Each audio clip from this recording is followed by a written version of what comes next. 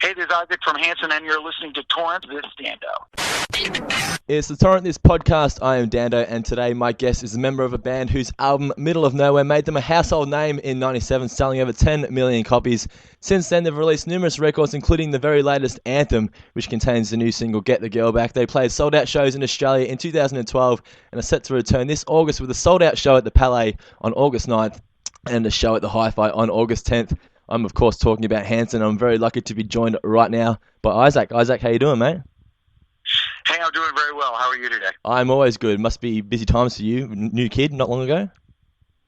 Oh, yeah. My wife and I just had a little baby girl. So, yeah, things are changing around in our house. We got two older boys who are enjoying being big brothers. They're having fun with a little sister in the house. Yeah, I haven't got kids yet, so I haven't experienced that, but I'm looking forward to it. It must be time to put the kids to bed right now for you, wouldn't it? Oh yeah, no, the boys are down. The boys are down. They're asleep for sure. Yeah, yeah, I wouldn't. Having kids. You were teasing about not having kids. Yeah, it's okay. It's not a competition. You shouldn't rush into it. Yeah, believe me, I'm not going to. Well, man, firstly, how was your Hanson day last week? Hanson Day was fun. For those who were thinking, "Wow, what a narcissist." Back a few years ago, the governor of our home state just kind of ceremoniously declared a day, Hanson Day, and our fans kind of latched onto that. And as it happens, the month of May was also the month in which we started performing together as a trio back in 1992, and so that kind of period, the month of May, has ended up just being an anniversary of sorts, and we just kind of started to celebrate it with a festival that we do every year. We invite our fans and our fan club members to come into town, and we do a bunch of fun events, both kind of like crazy kind of competitions like bowling competitions and random stuff like that, and then also do kind of behind the scenes lectures and special concerts and things like that. So we've been having fun. I think it's a good sign, the fact that people are still celebrating it. I think it means that you've managed to stay relevant in that regard. Well, I don't know whether or not it's something that we can take credit for, but what I will say is we have some really, really passionate and dedicated fans, and we've been lucky that I think part of it is the internet in some level or another has allowed for us to stay continually connected with the fan base, and has allowed for us to do interesting things. We do fan club EPs of 5 songs every single year for the fan club. We do all kinds of different other kind of special projects and stuff, and try and show our appreciation for people's connectedness and loyalty to the band, and because we're really grateful that we've got people who care. Also, you've proved that the last tour of Australia wasn't a fluke back in 2012, because you've sold out shows once again at the Palais, with some tickets still available for the second show. Why don't you guys just move to Australia? Well, we have thought about moving to Australia. I have some very good friends who are Australian as well, so it would be fun. Australia is one of my favorite places in the world for sure. It feels somewhat like home, but also has a completely unique flavor to it as well. And of course, everybody speaking English, it's definitely an easy transition in that way. Yeah, people are starting to call Australia mini America, so. Well, you guys have your own things going on for sure, but you guys are rabble-rousers, kind of like us. Yeah. Is there going to be any acapella on this tour? There probably will be. Yes, actually, we as a band, obviously, we're a trio as musicians, but also obviously as singers, and so we have a tendency to break it down. In the middle of the show, normally we'll try and do something either acoustic or even sometimes just 3 voices. And actually, on this tour, for the very first time, we covered a very famous Australian band by the name of the Bee Gees. Oh wow! And a song called "Too Much Heaven." And honestly, I mean, it's big shoes to fill. There's no question about it. But it has been an absolute pleasure to be able to sing that song. It's been really fun, and the fans have responded really well to it. So maybe for this Australian tour, we should bring that out, or maybe a few AC/DC covers while we're at it. Oh, why not? I would love to hear that. Yeah, well, we've definitely done AC/DC covers over the years, and then like my favorite AC/DC record is High Voltage. Yep. So we've done a few High Voltage era covers as well. Yeah, you certainly have to do that. Please tell me you're also going to bring some hops with you.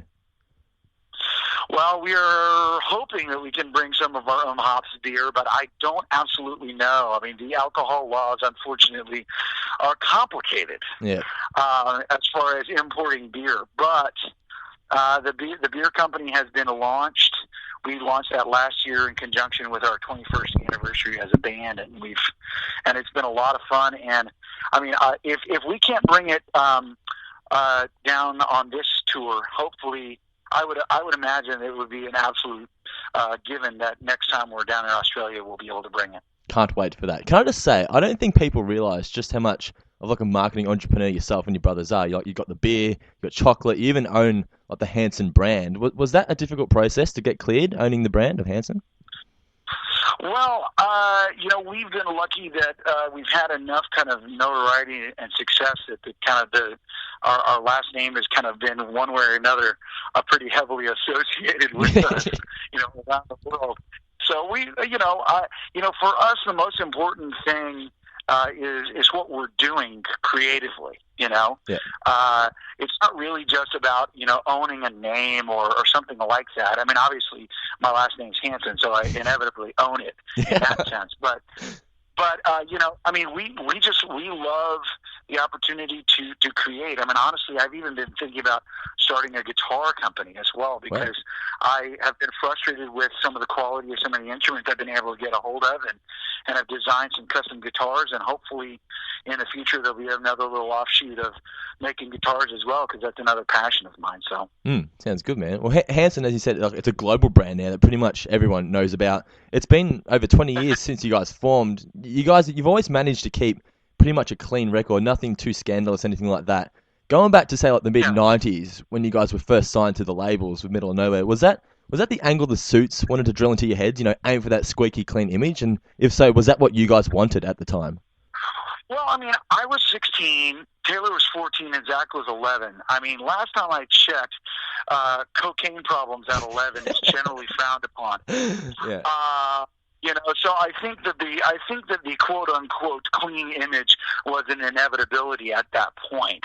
What I will say is, don't misunderstand, good manners for, not being able to have a good time, or, good manners for being passive. I mean, we're just guys just like everybody else. We like to go out with our friends, have a good time. We're just not the types to, be throwing televisions off the balcony because that's just stupid. Yeah. But so, I mean, that's just kind of where we fall as far as that's concerned. But we love to have a good time, and I mean, I will say I'm glad that I grew up at the time that I did, and not in modern day, because there are definitely a few periods, a few probably drunken stupors with my friends at bars that probably would have been poorly looked upon if there were cell phone cameras around, if you know what I mean. Would have been filling the Twitter feeds, yeah. Yeah, so I mean, I don't envy people starting off at this point in their lives. Yeah. If I'm being honest, I'd be lying if I said that I haven't had people, immediately roll their eyes and, turn their nose up when I mention Hanson. I've never been able to really understand what that issue was. Is that something you guys ever wondered about? Like, what did we ever do to make you think that way about us? Like, what have we ever done wrong? We're just putting out music that we enjoy.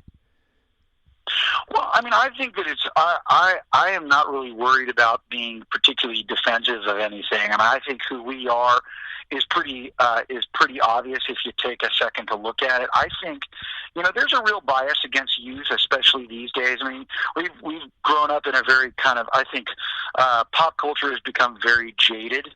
There's a lot of like cynicalness in the world, and honestly, we're just songwriters and singers and musicians first, and all of that other stuff was just icing on the cake, being well known, being famous, and whatnot. I mean, that's what every band hopes for, and we just so happen to have it at a young age. And I think on some level or another, people's relationship with us on kind of a from a distant level is just probably has more to do with just associating us with being young kids, and a little bit less to do with even ever really understanding anything we did even back then. Because you'll look at live recordings and TV shows and whatever of us back in the day in the late '90s and stuff of us now. I mean, honestly, there's not a lot about it that's all that different. Our voices, however, are quite a bit lower than they were back then. Yeah, well, you've proven like all those harsher critics wrong, because the latest album, Anthem's been going really strong. It was released a while ago back in the States. It's very new here in Australia. How much of the current tour is going to be filled with those newer tracks? Well, I mean, we do a blend of new and old in every tour that we're doing. So, I mean, there will definitely be a fairly strong influence of the latest album, Anthem, for sure. But much like any show, you try and make a complete picture of what it is you've been doing for the last 17 years since that first big record. So we just we do our best to blend all of those things together as much as we can, and try and, most importantly, make it a fun experience for everybody so that they want to come back. Yeah. Well, Zach has mentioned you cut 3 songs from the album. Do these songs ever get played live, or are they just in the can? Well, as of yet, those 3 songs which didn't make it to the record have not ended up in the shows yet.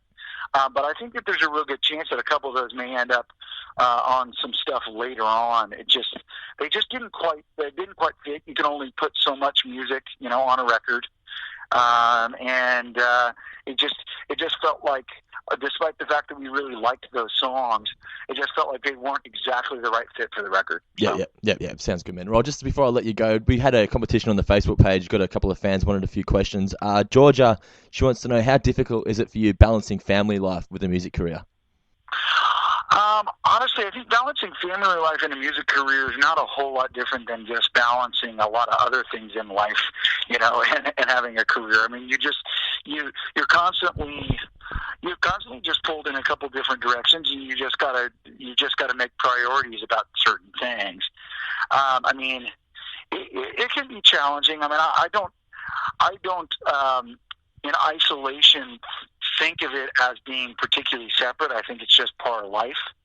And so you just do what you can and make sure that you're, as much as you can be, that you're there for your significant other, that you're there for your kids, and see how the cards fall. Yeah, kids are the important thing too, I think. Yeah. Marley wants to know, what were some of the initial struggles with becoming independent? Well, we started our label, back in 2003. So, I mean, I would say the initial struggle is just the reality of kind of getting it off the ground, spending the time and energy, spending the money that it takes. I mean, luckily we were successful enough off of that first record that we had an ability to kind of reinvest in ourselves in a way that, some people starting off wouldn't have had the opportunity to do.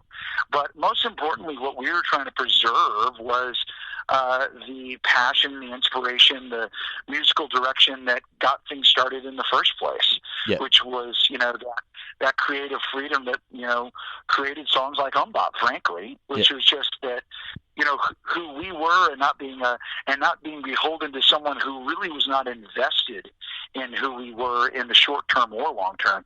And that was the problem we had. So we just had to do something about it. And luckily the internet and a lot of other things has allowed for us to be, successful doing that for, over 10 years now. Yes, it has certainly paid off. And finally, Tane, he wants to know, how many bops could an bop if an bop could bop ums? I would say 1,440 bops. Okay, thanks for that, man. Now, is there anything else you'd like to say before I let you go, dude? No, I'm just excited that we're coming back to Australia. It's going to be fun, and we're just gearing up, ready to go, and looking forward to seeing all the Australian fans. Yeah, that's it. Now there you go, guys. Make sure you get a copy of Hanson's new album, Anthem. Check them out in Melbourne in August. There's still tickets available for their show at the Hi-Fi on the 10th. And for all the latest news and info, like them on Facebook. It's facebook.com/HansonMusic. Once again, Isaac, it's been a pleasure, mate, and good luck with the rest of the year. All right, cheers. Thanks so much, man.